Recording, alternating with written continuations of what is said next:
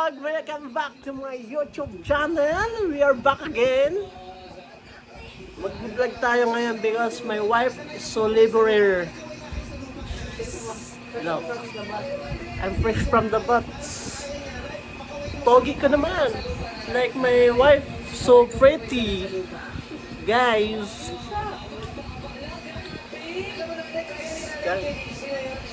Inom, kaya lang nila sa buko.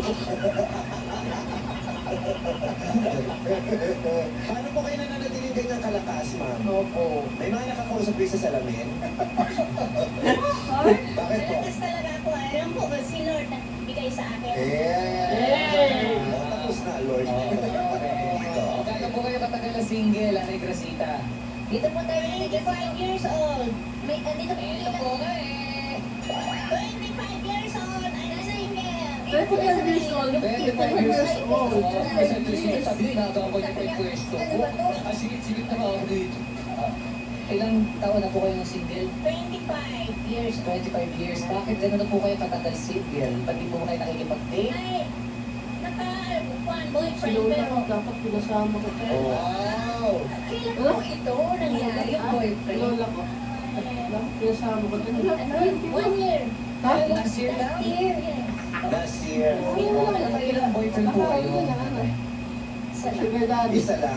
Yan po yung boyfriend niyo dati ang dahilan kung bakit kayo nahuli nangungupit sa simbahan.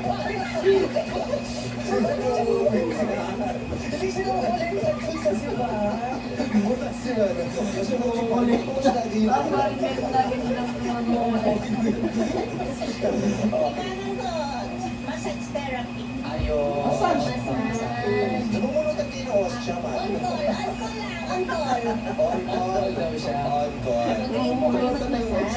Yung boyfriend niyo dati, pinapasahin niya? Siyempre, sakit ang katawan. Ano sinasabi nila sa'yo kapag minamassage? Ay, ang sarap talagang Subukan nyo nga kayo, Gong. Subukan nyo nga kayo, Gong. Pwede niyo ba try massage? Oo, pumapato sa matanda yun, basta may kaya.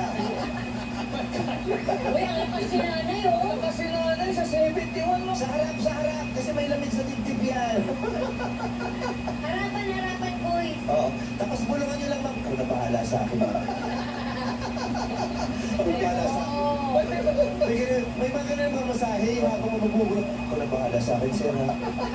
Mayroon ng kuryente bukas, eh. Oo. Uy, ang galing. At saka malakas. Yung sa bantang ano nga, yung... Nay! Ay, wala na. Nay, tuloy yan ang buhay ko. Wag na yung buhok ko na. Nanay.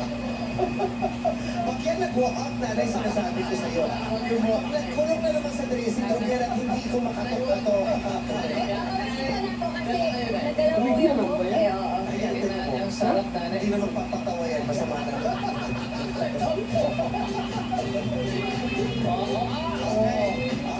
Okay. Na-establish natin ang kaligayahan nila. Ngayon po, ang gagawin niyo naman ay makikinig. Nanay Rosita, Nanay Teresita at Gracita, makinig po kayo dahil may maikukwento sa atin si Joyce na anak ni Opo. Okay, Joyce, ano mga masasabi mo tungkol kay Tatay Opo? Ano? Protestant din siya. Anak niyo pala noon, yung lalaki. Joyce! Matanda na rin ang ano. Sabi niya, dito po ngayon ako. Bukas na. Ako kasi sa tawag ng tanghalan pa siya. Ano to, dry run? Ganun din dry run. Kwento ka to kung ipay. Ito mo nga sa ako guys. Kamukha ni ano.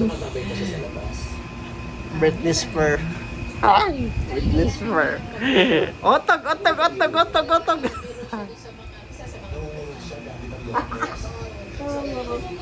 Bebe namin guys. Ang baby namin. Nakita ang baby namin. Baby.